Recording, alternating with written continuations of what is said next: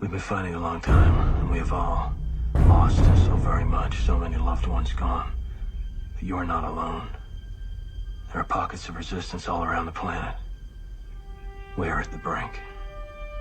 You have no idea how important you are. If you're listening to this, you are the resistance. Ave Maria Stella, Dei Mater Alma, atque semper Virgo, Felix te porta. And welcome everybody back. Steve coming in with Charles Coulombe. Again, it's been a long time no talk, my good man. And the world has ended. Yes. It's the end of the world as we know it, as somebody from U2 said. Well, you know, we're at number 3 lockdown here in Austria. I've lost count. And of course, just yesterday, that sacred temple of something, the Capitol building in Washington, was the immortal words of President Obama, who knows a thing or two about desecrating stuff, desecrated. Yeah, I didn't shed a tear over the desecration. I'm sorry, dear leader. Oh, I did. But, you know, I always unhappy when any beautiful building undergoes any kind of abuse. Usually I'm very upset every 4 years about what the White House has put through. Yes. Anyway, yes. You know, it gets a new incumbent. Yes. It doesn't deserve that kind of abuse. No, it does not. We need more evictions. I would say. And no rehirings. Oh, heavens. So I asked Charles to come on, not to talk about the desecration, which is a fun topic, but a certain man, priest, martyr, who, along with, 99 others during the French Revolution, lost his head going up saying, Tribo Atari Dei. Indeed he did. And I should say that he was killed with, well, not at the same time. They were killed in 2 bunches and over a period of time. There were 99 beatified martyrs of Angers in the west of France. But, and here's the big but, there were actually thousands of other people executed at the same time. These are the 99 whose cases have been thoroughly researched and for whom there are miracles. So that's... he was a product of the west of France, Father Pinot, or Blessed Noël Pinot, as they have to call him now. He was actually the first one beatified, way back in 1926. And then there were 99 more who were beatified by St. John Paul II. So that's important to bear in mind. But Noël Pinot, well, we have to go back in time a little bit. Yes, go back in the Wayback Machine. Basically what happened was that Noël Pinot was a priest in the west of France, the Vendeen. And in 1791 or 2, the quasi-revolutionary French government issued what was called the Civil Constitution of Clergy, which basically made the Church in France dependent on the government of France and not on the Holy See. So, the Holy See condemned it. And that meant that all the clergy of France, bishops and priests, had to decide whether to swear allegiance to this new law. And those who did not were deprived of their parishes and treated as criminals. One of these was Father Noël Pinot, who refused to take the oath, and so took to saying Mass clandestinely. He was arrested once for that offense, and he got off. He escaped, so to speak. But, how do I put this nicely? He went back into saying Mass in hiding. And he acted as a chaplain or to the insurgents of Vendeen, and went back into hiding when the counter-revolutionaries attempted unsuccessfully to besiege Nantes. He was caught in February of 1794, where he had been hiding. He had everything necessary to say mass, which he was about to do. It was taken to Angers. He appeared before a tribunal, and they guillotined him. In the scaffolds, in the liturgical garments, the chasuble and all that he was wearing at the time that he was arrested. They beheaded him wearing his priestly vestments. But as he walked up the scaffold to the platform within the guillotine, he recited the Introibo ad altare Dei, the first words of the Mass.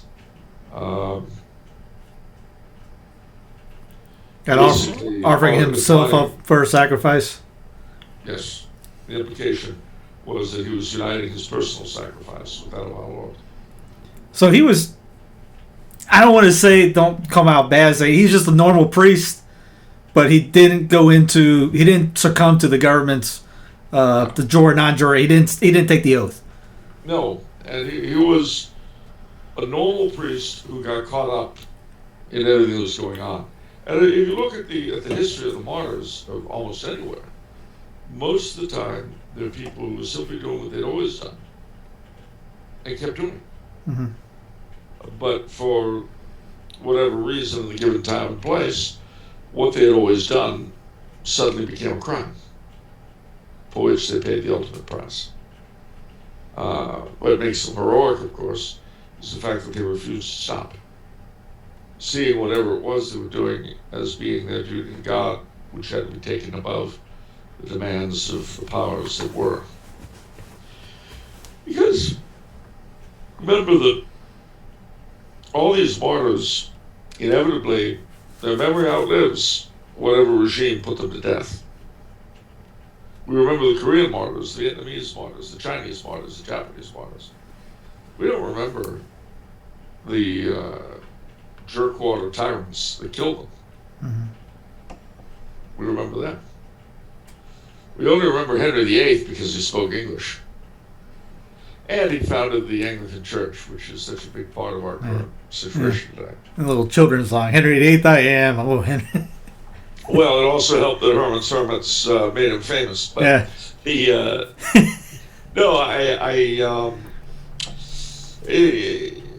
Again, too, the 99 other people that were beatified as part of the same group, killed in 1793 and 1794. There were priests, women religious, and laity. A lot of them were guillotined in Angers, like Noël, Pinot, and a lot of them were shot in a place called Avrier, which to this day is a chapel, which you can go and venerate their memory. So, the blood of the martyrs is the seed of the church, and 20 years later, Napoleon Bonaparte and the French Revolution was a bad dream. He's got a shrine, and like I was telling you off camera, I was looking up for information for months, and he's got a big shrine out there in France, and there's a lot of videos in French on him. He's a pretty big name from what I'm guessing out there. No, you guessed correctly. And he's a big deal in Angers, of course, and in the west of France generally. You'd be amazed how many commemorative things there are of the Vendee rebellion in the Vendee and in adjoining areas. It's far from forgotten. You said 99 of these were beatified or canonized. In general, was pretty more. I remember seeing the Vendee movie documentary that I can't remember his name did just a few months ago, and it was a bunch of the children of the Vendee that was like 26 or maybe it was 126 might have been the number that were beatified. How many total were killed from this? In the Vendeen? That is a good question. Because you see, when the war itself was over, they kind of harried it, torturing and killing as many as they could in really weird and terrible ways. But in terms of death estimates, perhaps 170,000 to 200,000. Okay. Now that, mind you, that only refers to people who died in combat. It doesn't talk about people who, civilians who died as a result of starvation or whatever. Mm-hmm. That, there were another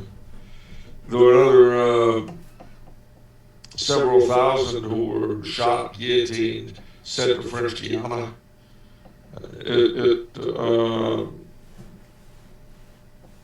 So, in total, including the civilians, it may have been as much as 450,000 out of a population of about 800,000. And these guys, they knew the penalty for what they were doing, right? Just for staying true to the living a regular life. They knew. And they knew that there was a very good chance they wouldn't win. But they felt they had to try. And, of course, had their internal efforts been matched by the external invasion, things might have been very different. Mm-hmm. But do we know the JP2's, was there any writing on him on why he beatified the 99? Or? I don't know any. That doesn't mean there isn't any. I just don't know any. But he certainly, he did say when he beatified them that they had preferred death to giving up the Holy Catholic and Apostolic faith. Which that's what martyrdom is all about. Right. When you consider the little things we tend to give up our faith for, it kind of puts it in perspective. I mean, we give it up for either because you don't like the sexual rules, the marital rules, or we want social advantage. That's why we give it up. They were faced with death and refused it. I thought you were going to say something like a cough. Well, I don't mind going there. No. My little joke these days is when our masters had us put on our masks, they took off theirs. Yeah. The post-democratic age. That was kind of going with these guys had a little bit more courage because they knew they were going to literally get their heads removed from their bodies. Yeah. You see, they lived in the last few years of the pre-democratic age. We're living in the post-democratic age. Is that wonderful? Yes, I was going to put like celebration on in the background, but I'd have to move. I'll have you know that I am wearing my American flag lapel pin. I noticed it. It's vertically challenged right now. Well, yeah, it's upside down, which is the traditional distress signal. Mm-hmm. So if anybody's watching up there who's in a position to do something to help us, then there are some similarities between pre-revolutionary France and current day America.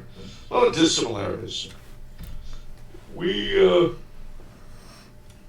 have a really strong Catholic base of resistance like the Vendeen. Yeah, it's slightly different there. Yeah. Yeah, well, I mean, we've been pretty much bought and paid for it, John F. Kennedy's election being the down payment for the, I guess you could say our co-religionist Joe Biden, second Catholic president of the United States. Isn't that great? Yes. The Chino Award goes out to multiple people these days. I don't know.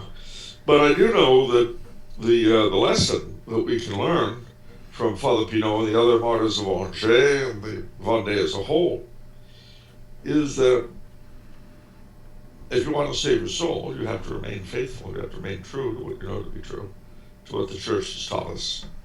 And you don't surrender just because it's your advantage so to do. And again, he was just doing his normal duty. Nothing extravagant, nothing over the top. He wasn't Noah preaching to everyone the flood's coming. He was just saying Mass, hearing confessions. It was just saying Mass and being a criminal by virtue of not swearing allegiance. So, I was remember reading. It was Father Michael Mary had a thing on their channel about don't give me this stuff about. Well, he didn't say it like that. Don't give me like I'm saying it. Saying 5 rosaries a day if you can't do 3 Hail Marys in the morning and night. Starting something small so there's something big later. If people are thinking, I see what's going on in our area, and think I can go up like Pinot. What the little things need to add up before the big things. Yeah, I mean, if you're embarrassed to say grace in a restaurant before your meal, I wouldn't do that. People might be offended. Okay, well, that's not the stuff of whom martyrs are made. And you're not telling everybody to get up and yell, Benedici, and then starting. No. Just a simple, normal grace in a very fine restaurant before you have your steak Diane done tableside. The maitre d' is probably French. She'll appreciate you doing it. But no, it's all madness. It really is. Now, I did mention that everything I found was in French mostly. Is there, or are there, anything in English on him, books related, or the martyrs in general? Well, not that I know about him. Daniel Rabodin came up with an interesting movie about the Vendée. That's what I meant about Daniel. Hidden Rebellion. Yeah. But there's just that much because, this will surprise you, but there are many, many, many saints of whom we know very little because they weren't in English. But I always like Joseph Pierce's line. He told us, we were in South Carolina one day, he goes, if the English martyrs were Italian, they'd each have their individual day, but they all get lumped into one. Probably true.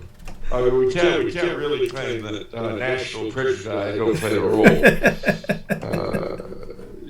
What Sultan any one of his basilicas in Italy would be a big deal by itself anywhere else. But Italy has so many of them. I don't really care. So many great saints, so many this, so many that.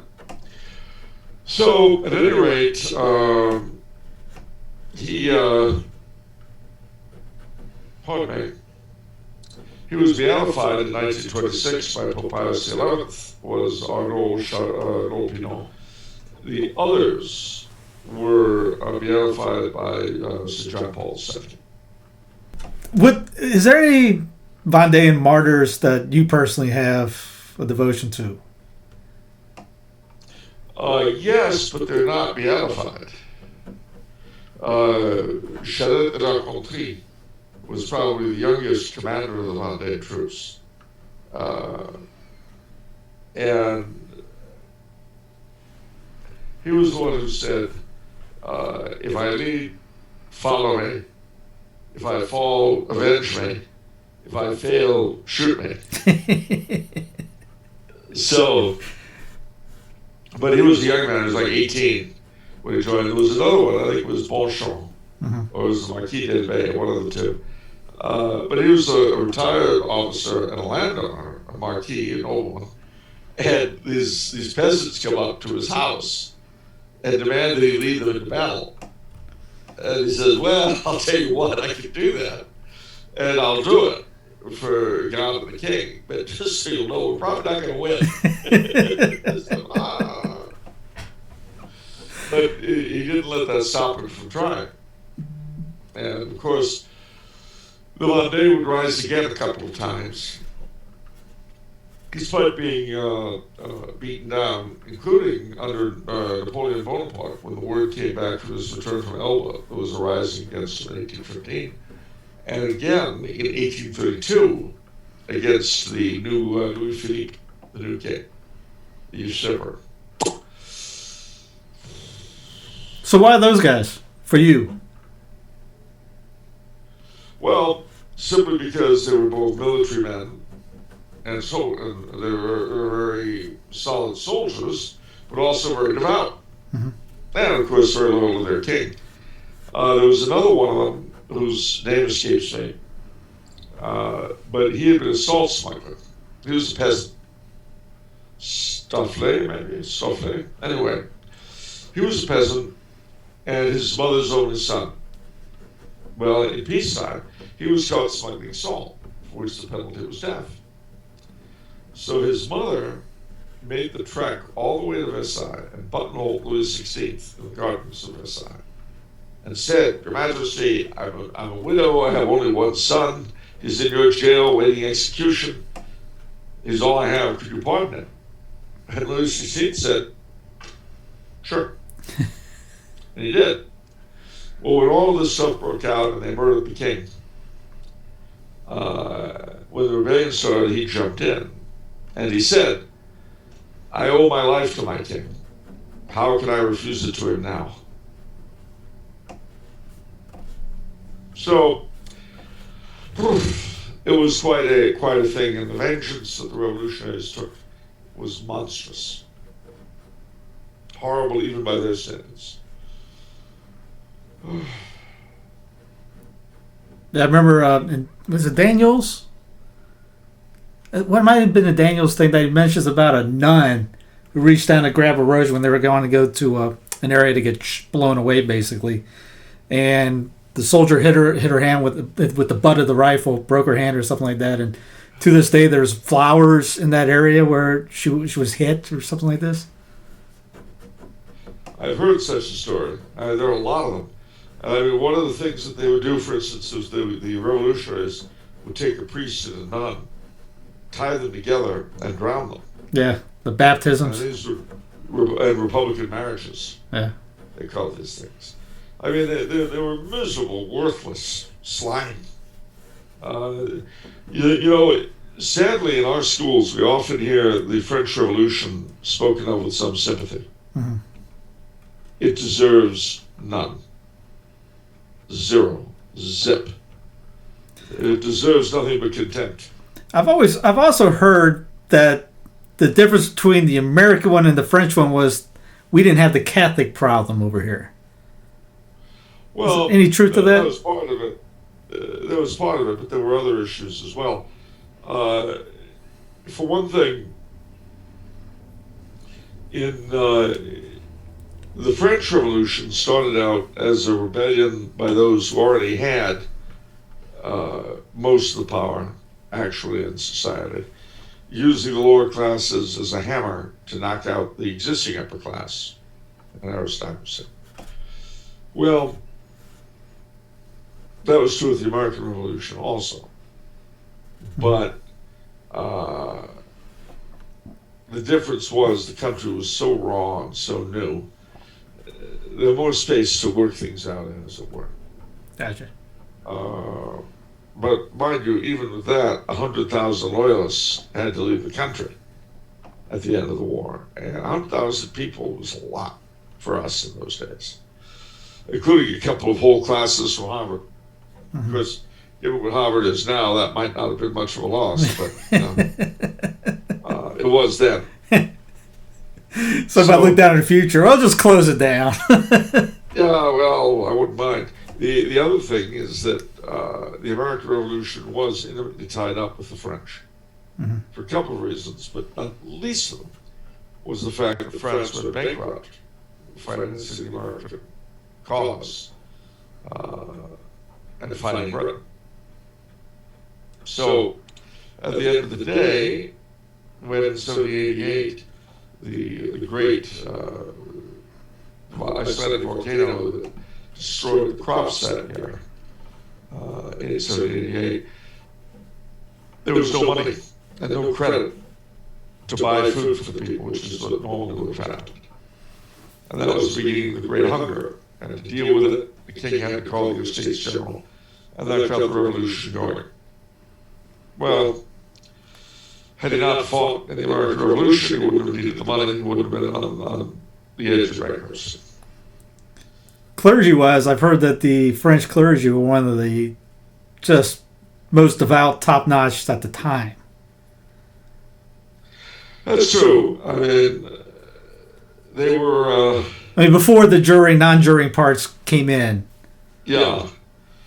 Well, the one thing about France in those days was that after the Jansenist heresy, a lot of diocesan variations came in.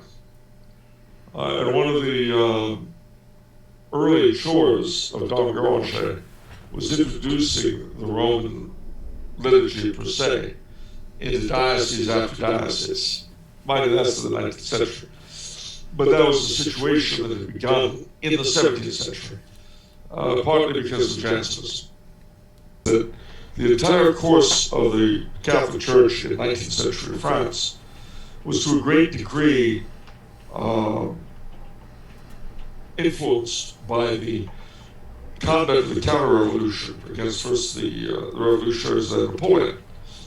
So, for instance, a man like Don Granger, who revived the Benedictines in France, who revived Gregorian chant, did a lot of other things. His experience was very much influenced by the aftermath of the revolution. And the same was true of the Courrier d'Art, Saint Jean Vianney. The same was true of Lacordaire, who refounded the Dominicans in France. The same was true of St. Peter Julian Aymar, the founder of the Blessed Sacrament Fathers. Mm-hmm. St. Catherine Labouré, the miraculous medal lady. Mm-hmm. St. Bernadette Soubirous, the Lord Lady. All of these important figures were very much influenced by the horrors that the Church in France had gone through. And it's interesting that although politically the 19th century had a lot of disasters for the French Church, spiritually it was a very great time. And to a great degree, that was the fruit of people like Blessed Noël Pinot. Because before that time, before the Revolution, the Church in France, in a lot of ways, was not in great shape. And of course, the ideals of the Enlightenment had rotted a great many of the bishops. Louis XVI appointed them, but he had a limited pool from which he could draw them. And when one fellow asked how he could possibly appoint a man who led such a terribly immoral life, he had a mistress and all that, as a bishop, Louis XVI reminded, what am I to do? Look at what I have to choose from. At least this one believes in the Trinity. So, unwittingly, the revolution did the Church in France, and really in Europe in general, a great favor, mm-hmm. in that it paved the way for 150 years of really strong Catholicism. Vatican I Catholicism, if you like. All right, I'll be right back. Okay. French Revolutionary experience and counter-revolutionary experience influenced French Catholicism very strongly, really all the way to Vatican II. Which is why the French priests were the last ones to give up the rabat and the buckled shoes and all that kind of thing, and knee breeches. They had those into the early 60s, all in commemoration of the heroic priests of the late 18th century, of whom Blessed Noël Pinot was a foremost representative.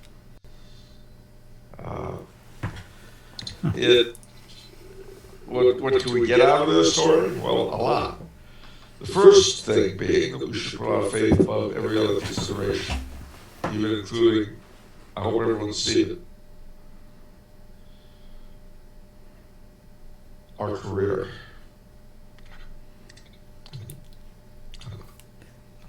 That guy wasn't seated. Yeah, well, the one that I heard fall over. Yeah, it's true. It's true. It's rough and tough. But that's what's in front of us, ladies and gentlemen. You gotta remember, what we're aiming for is eternity in heaven. You know, the very thing the communists used to attack us for, that Catholics really aren't that worried about perfection in this world because they don't expect it until heaven. He was right. We try as hard as we can in this world because that too affects where we go. But we don't invest our final hopes in it. Because you know what? Everyone dies.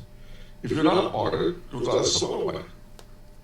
I saw an interesting, believe it or not, Stephen King miniseries called Storm of the Century. Set on an island in Maine where a devil-like figure comes. And he wants a child for the Adam's population to raise as his own, as his successor. Otherwise, he's going to kill everyone. And the one decent person in town, who happens to be also the town constable, is begging his village. I mean, it's almost like high noon with the devil. Mm-hmm. He's begging people, you know, don't go along with this guy, don't do it. But you can't tell them. And so they draw lots, and his own son is given over to the demon and vanishes with it. He leaves the island and his wife, who went along with the deal. And then eventually runs into his son 9 years later with this demonic character. But he points out in the meantime that the townspeople left behind have been suicides and all sorts of things because they came to regret their deal with the devil, even though none of their kids were given up for it. That's very true. It's a real truth there. Nothing is worth compromising your soul for, because we will not live here forever. We will die. And all that ultimately matters for each of us is where we spend that eternity. So, when you look at the terrible deaths that the revolutionaries gave the men, women, and children, priests and religious of the Vendeen, bear in mind that they were shooting a lot of people to heaven. Amen. Then maybe we get somebody to write a book on these martyrs, these 99. You know any good authors? Yeah. Well, Charles, appreciate it, man. Merry Christmas, Happy New Year to you, and yeah, we'll talk soon. We'll come up with something down the road. Yeah, you know, the way things are falling apart at the seams. I mean, we may have to do a then and now between the French Revolution, the American Revolution, the American Civil War, the Spanish Civil War, the Russian Revolution, and whatever it is we're going through tomorrow. Yes. And the next day. I'm game. I know you got the time. We can do it. But yeah, we can. I didn't get home for Christmas, but I had a very good Christmas, so I can't complain. And to show you, ladies and gentlemen,